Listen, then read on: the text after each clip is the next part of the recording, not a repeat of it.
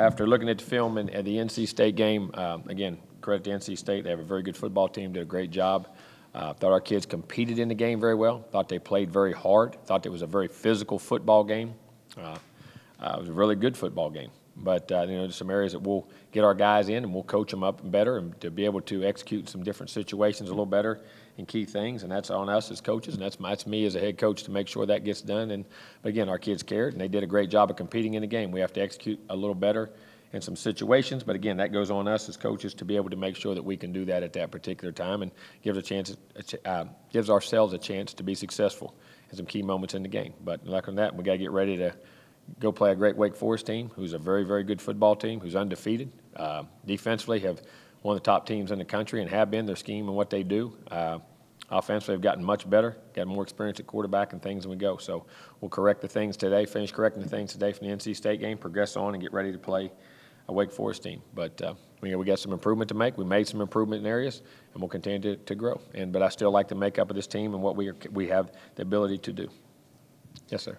Jimbo, when you look back at the film, what would you say are the most critical mistakes that stood out to you in terms of areas of improvement? Well, I mean, I thought special teams were really good, came back in that area, and I think we have to finish some, finish some drives in the red zone. We had opportunities down there and had plays that we could have made. I think we got to get started faster on defense a little bit better. Hopefully can shut guys down, not get behind in that area. But then they had times which they played really well. We needed to get the ball back at the end with a stop, and we gave up some third and longs, a couple there. Offensively, we created some big plays, ran the ball really well, had great balance till the 2-minute drive before the half, which is an excellent thing to do. And then at the end of the game, when you got behind 2 scores, we had to pick it up a little bit, but had some chances there and finalize, in those areas. So we'll just have to continue to grow there. And, some of I say unforced penalties, the penalty areas, we had a couple extra penalties, which we didn't need. We had them backed up once. We jumped off sides 3 or 4 times in that regard, and we don't need to do that. And hadn't been doing that. Hadn't been doing it in practice, and hadn't been doing it in the first game.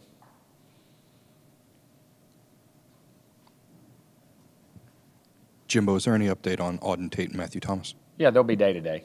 It's nothing that will be season-ending weekend. They'll just be day-to-day and how they feel and how they come out of this. And we'll see after they have treatments and things today. Jimbo, how was James physically after the game? Really good. And watching the film, how did you think he graded out overall?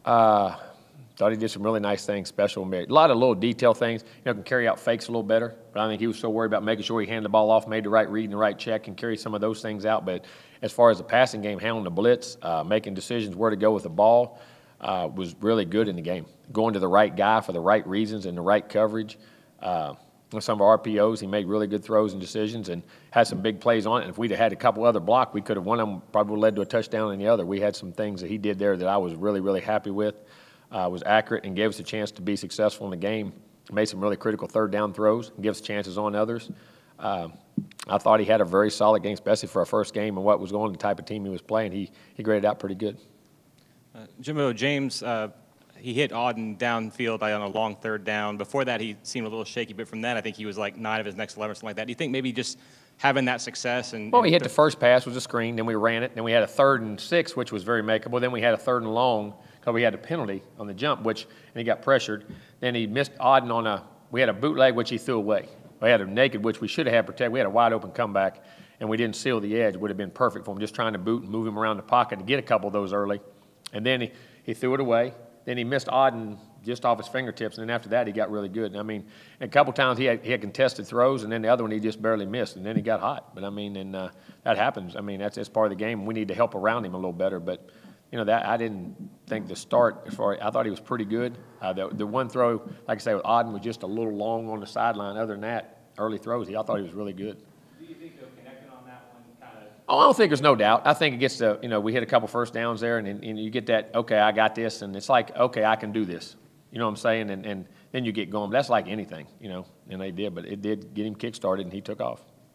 Did you have any concerns about Blackman? Did you have any concerns about Blackman heading into Saturday that he answered during the game? That noise, I'm sorry. Did you have any concerns about Blackman heading into Saturday's game that he answered? Yeah, the first, until you ever go out there and do it on the field, does the moment overwhelm a guy? Does it get too big for a guy? And there's another moment going on the road this week. There's going to be a learning curve all the way through. But, that first thing of just and how he communicates and how he can handle failure or success, and he had a couple failures early, like we had talked about, like Tim said right there, and then then he got hot. So, I mean, it was a great sign, and it was funny. He did that in practice the other day. It was one of the practices. He started off just a hair slow, and it wasn't sharp, and all of a sudden, he doesn't allow it to resonate in him. You know what I mean? He keeps moving on, and that's an important part, especially for young players, because they want to do so good sometimes that they become their own worst enemies if they don't have success immediately. And there was a lot of those areas which you wonder till he gets in the game, and he went in and handled all those situations. So from that standpoint, that's one of the things I like to see. Jimbo, you mentioned the slow starts defensively. Is there anything you could pinpoint or ways to improve? No, that? I mean we had him in a 3rd and 13, and we got him in a 3rd and 13. They throw a screen to get it, and we just fit the blocks wrong. You know what I mean? We just got on the wrong edge and we had it played, had a good call, had it played. We got to execute the call better, and we could have had it, and they would have been in a long field goal situation. And one of them came from a penalty. I think they got a penalty on a roughing. That one of those was on that deal, and there was something else on that drive, if I'm not mistaken. I can't think off the top of my head. But we got to start fast, and we do it in practice and play. And we had them in 3rd and long situations in both those drives, and backed up situations. One we got a penalty, and one they executed a screen pass and got down. Now I thought we did a great job in the tight zone down there of really making them kick field goals, and once it forced them to a 4th down play that really was a great effort by their guy and was a touchdown. I mean, the guy's knee. We had a great tackle there. Thought our guys executed down there and didn't give up on the drive, but got to get off the field in those 3rd downs. That was the key. I mean, because we had them in 3rd down on both situations. They didn't run the ball well early, and we had them in 3rd and 7 or more on 2 of those and just didn't execute.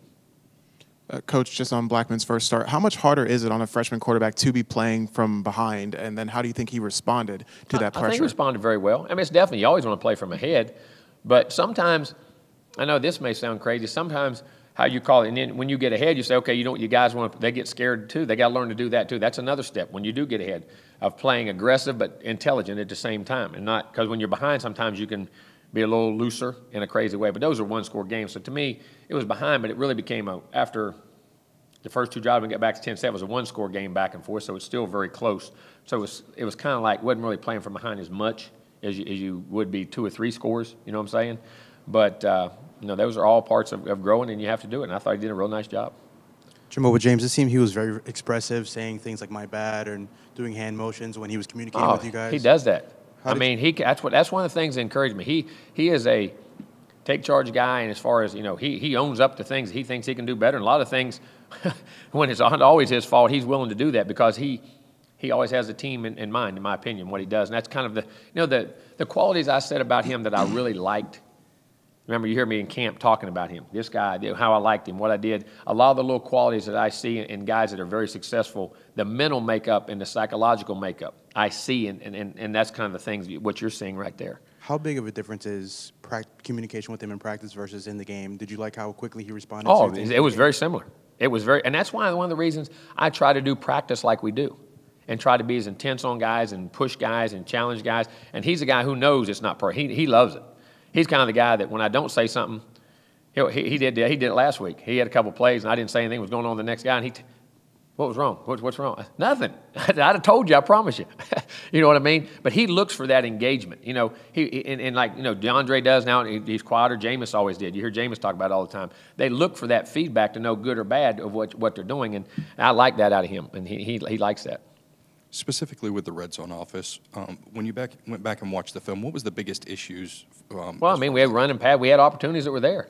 We had first time we scored a touchdown, did a great job. The next time, the next time was 2 minutes, so we just ran out of time. And which I still haven't. I got to get a rule. I don't understand how they thought there was a timeout, and everybody ran on the field. So that stopped the whole momentum. That's a big play in the game people haven't talked about because we're in 2 minutes and we clock the ball. We still got a timeout left. Now we got a shot to either run, throw the ball, whatever we want to do for 2 plays, and they can't get a call in. But their team come on the field for a timeout, and the official said it was, we had to stand there and wait. So that changed the whole dynamic because all the calls you can get in and things you do in 2 minutes. That was a big situation, and that was the next one. Then the third one was we hit the post route. We had to play action. He was trying to go over. We hit Auden down there. And we ran an RPO, and if we cracked it, out there wide, we had an RPO, and if we called take 2, the guy's got man, you go crack his guy, it would have, and we did it earlier. If you remember, Auden Tate caught one on the sideline for about 17 yards, same play, same exact deal. We executed it then, we didn't at that particular time, it would have scored, then we hit a run, then on 3rd down, they covered the pass and threw it away. We had the RPO on 1st down, then the next time, we hit the go route to George, had down on the 12, run a play action pass. They covered, went to the backside. The guy just, when he made it, when he stumbled and fell out of his route, so he got sacked. Then they ran it, and then we had a 3rd and long and just missed off Nooney's fingertips down there in that regard. And then we ran it the other times. We ran it, mixed it. Then the other times at the end of the game, we didn't execute. And we had guys open, and we dropped one, and then got pressure on another on the last drive and could have executed there. So, I mean, that was the scenarios. But and that's things we work on a lot. And we're going to continue to work on. We'll get them right. You talked earlier kind of about the onus on you and your coaching staff to do better with the players. What's the conversation like with you and your staff since Saturday in terms of just how to do that, but also about just accountability as a whole? Oh, we're all accountable. Nobody's not backing up. We're very accountable. There ain't nothing accountability as a whole. That's there no matter what. We're accountable for everything that happens.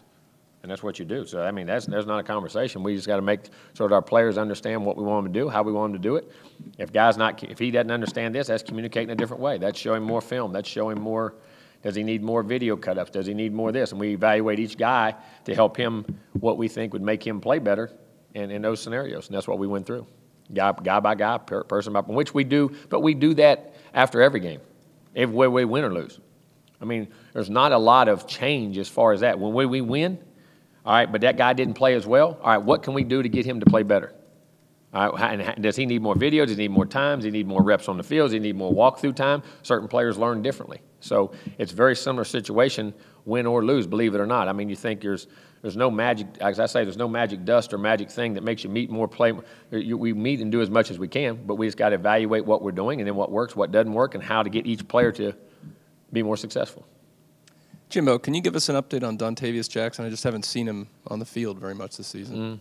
He was hurt for most of, and it was out for almost a long time. And then some of the other guys, just in that scenario, getting back and playing shape and playing, have played. Ahead of him. Jimbo, going back to look at the offensive line, I guess what are things that you liked what they did on Saturday, things that maybe they needed to work on in hindsight? I mean, we missed a couple chips on Chubb, which we should have had. To help some guys, which we was schemed in there, and then allowed us. One of them probably cost us a big play. It could have been a big possible touchdown.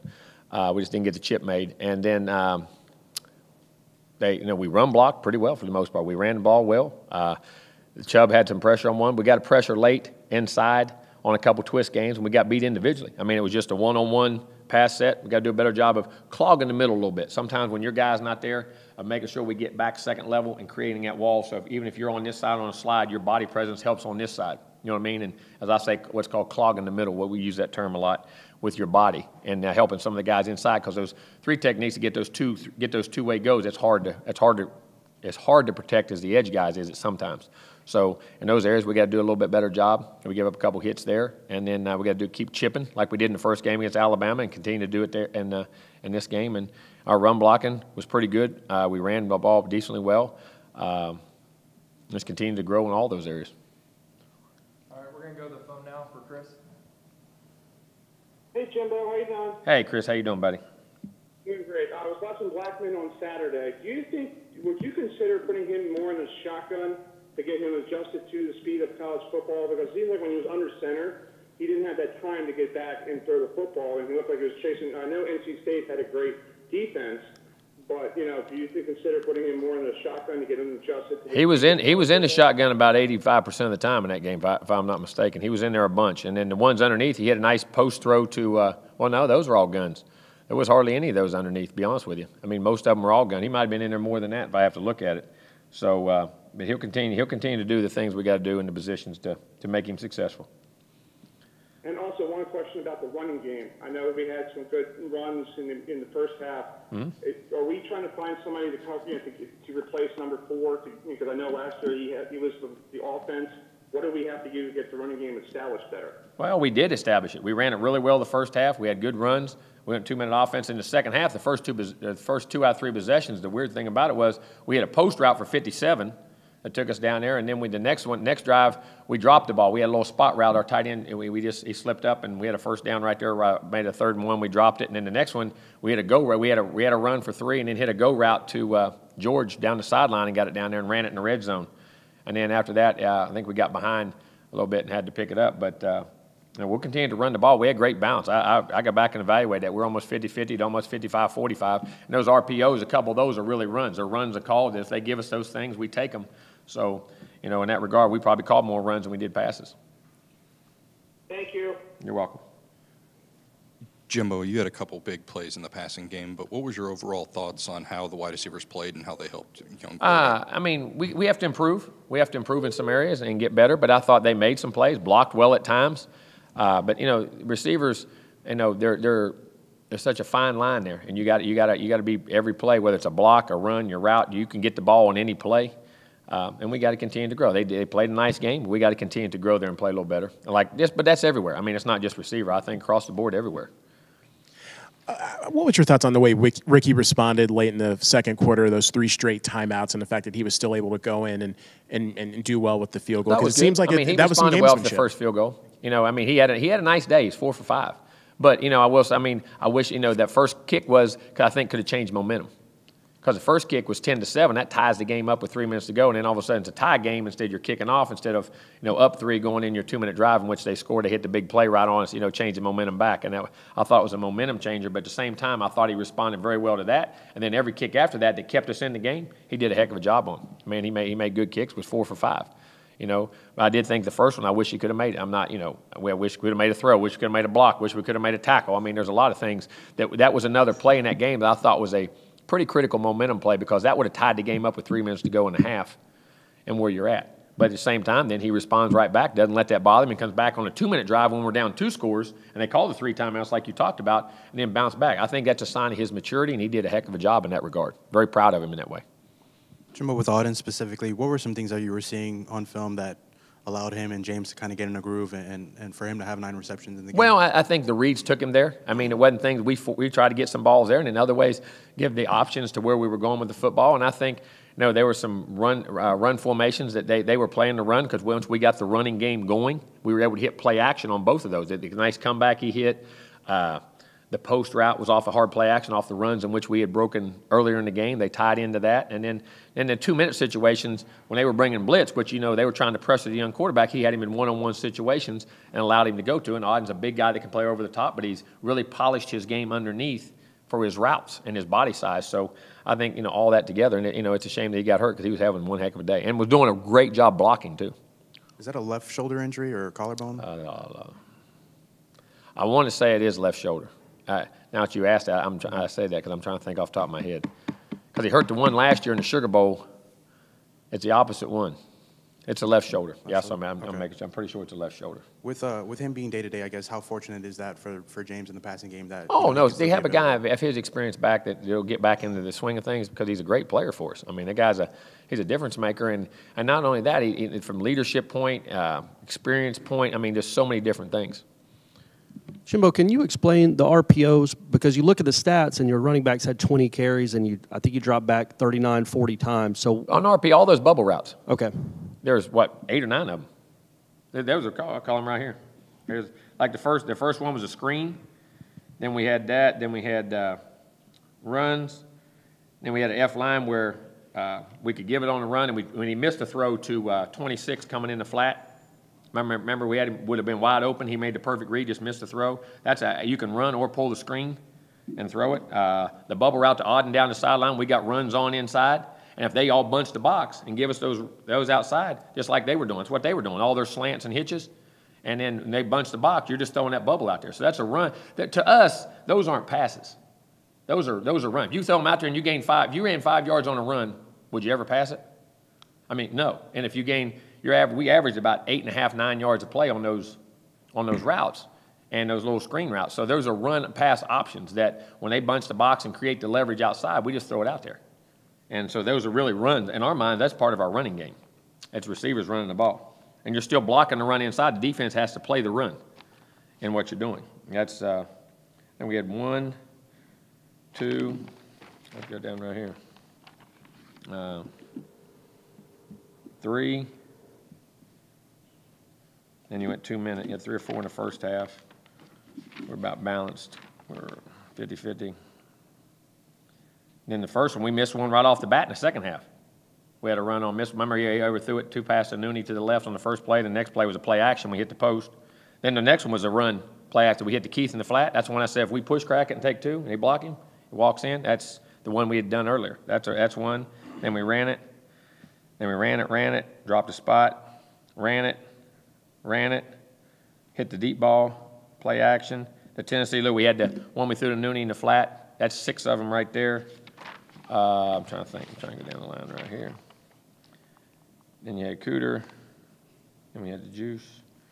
We had, and then we had 7 of them. We had 7 of them that we threw that were run past. So really, in your drop back, take 7 off and add 7 runs, theoretically, in what you're trying to call. I don't know what it ended up, but it would have been about 27 to 30. It would have been about 50-50. And then you had a 2-minute drive in there, and you had 2 minutes to end the game. So in most calls, 2-minute situations and third down situations, you probably ran it more than you actually threw it in the game. And a lot of theirs, you didn't realize a lot of theirs were. A lot of those slants and hitches and things they did were all runs that are called that are, that's what the NFL, I mean, that's the, when guys bunch the box and you can't, there's too many people in there to block. That's what you end up doing. Best things we've done since we've been here. I mean, it ain't no different.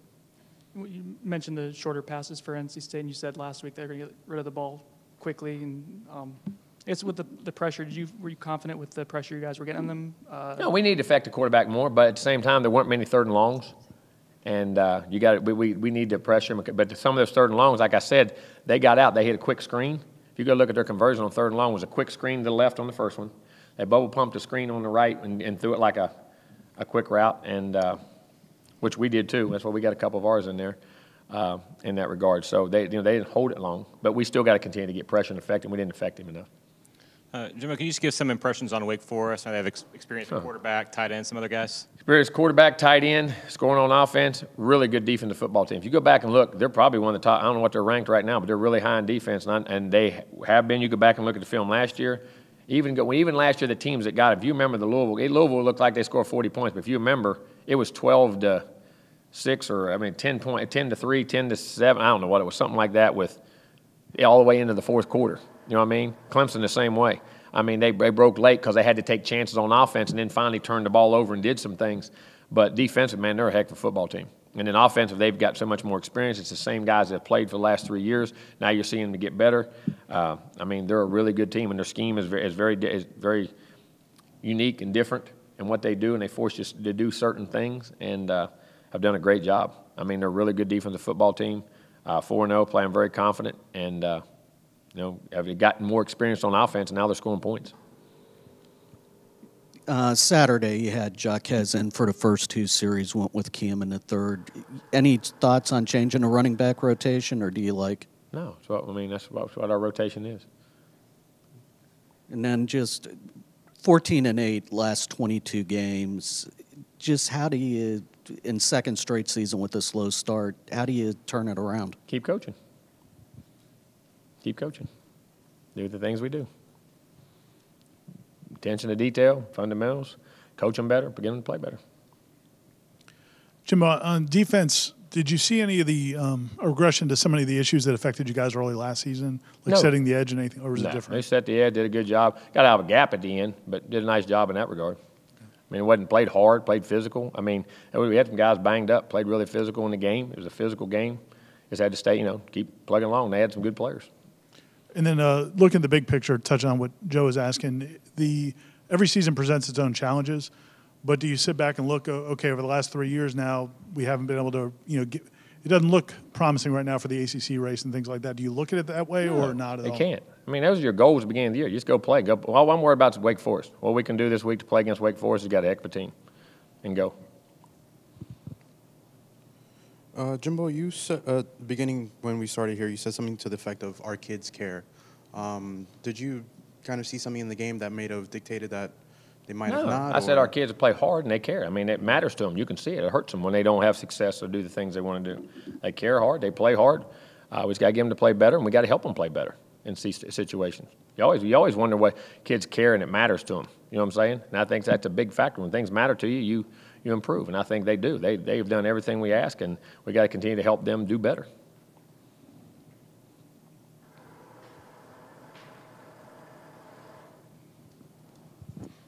How is Matthew Thomas doing? Will he be day to day? Okay. And then I don't know if you got to see the game last night or if you watched it at all, but Chris Thompson No, and what he's heard doing he had in the a good NFL. game. I didn't get. I'm happy. He's a great player, man. He's a great guy. I was thinking Wake Forest when two things. He broke his back up there, and then a year later he had 190 yards in the first half when we came back down here. I mean, that was the game we had lost up there that year. Remember, he broke his back in that game right in the first series. Was a critical play in the game, which really hurt us in the game because at that time we had a bunch of young players and at his position. And then he come back the next year after a broken back. If you remember, had 191 yards and a half. Made me think. They said that last night. It's the first thing I thought of. Today when they said he had a good game, I didn't get to see it. So happy for him. I'm sure you've had a lot of kids that have come through here that you're really big fans of. He's as fine a human being as ever will come through here. And I say that he is a tremendous, and I don't mean that in disregard to anybody else, but man, what a great human being he is. I mean, what a great human being. Jim, I don't know if you saw it, but Bradley Chubb came out after the game and apologized. He said he respected you guys. And did you know about that at all? No, I didn't. Hey, we win the game, don't let them do it. That's our fault. I have no, it's up to him. I know you talk about blocking out the noise and distractions and everything, but with what happened in the NFL this weekend and everything, is this one of those times when you're glad college football, you stay in the locker room during the anthem and those things I don't get caught up in that. If that was something we had to address, and like I said, I've addressed that before. Each player has their own choice of things that they want to represent or stand for. That's each individual's choice, and whether you kneel or you don't kneel, that's your choice. And just know that when you do those things, like I've said, you can affect other things, and it's not right or wrong. I mean, that's the thing about freedom. There's not a right answer to that. That's the greatness of living in our country. You have the freedom to express yourself how you want to express it, and that doesn't mean you're a good guy, bad guy, indifferent guy. It just means what you believe in and what you stand for. And I think that's one of the great things about our country. Jimbo, on the interception that was waved off because of pass interference, they called Derwin, but Derwin wasn't near the play. Did you ask for an interpretation on that or anything? I'll wait for one. And then thought it was a good play. And then overall, big turning point in the game. We had just scored, stopped them, had the ball at midfield. There was a couple, 3 or 4 major goings that went that way. But you know something? That's the way the game's called. You got to move on. You got to process it and go on. You can't control that. Who gets hurt, calls, whatever the circumstance, you got to move on. That's what I was going to ask. Is even if they weren't all bad calls, it just seemed like a lot of important calls didn't go your way. Well, and it did, but like you say, that's out of our control. Like you always hear me, control the things you can control. All you can control is how you play the next play. Try to go on, and that's and that's part of learning when you're a player and a coach. You can't dwell on that. You gotta process it, move on, and go. That's the call that was made. There's no way to change it. There's nothing you can do about it. Even if they come back and say they were the wrong calls. I mean, that doesn't affect the outcomes. That's the game we live in, and that's life. Jimbo, what did Jacob Pugh do wrong on that play? I don't know. I'm gonna wait and again. When we get the interpretations back, I have no idea. I didn't think that. That's not my interpretation of the rule, but I may be wrong. I don't know. Does it feel like though that's definitely not in the spirit of the rule when you're talking about safety for a booth guy to buzz down and kick the key? I mean, again, I don't have the answer to that. In my opinion, yes, I agree with you that's not in my interpretation of that. But maybe I'm interpreting. I don't know, and what that was explained to us. But we'll wait and get a clarification on. No, I'm waiting to hear back. We got to send all that stuff in. It takes time. They watch it from all the games. You know what I mean? They got a bunch of games that they watch. Would you try to argue to get him eligible for the first half against Wade? If it's not, a rule, I have to wait and get the ruling back. And that happened one time with Nigel Bradham too. Remember, we were able to get Nigel Bradham back for a half. That was because that was an interception on that play. If you remember right, when it ended the game, we could have taken a knee, and then they scored, and we had to catch an onside kick to keep the win. So.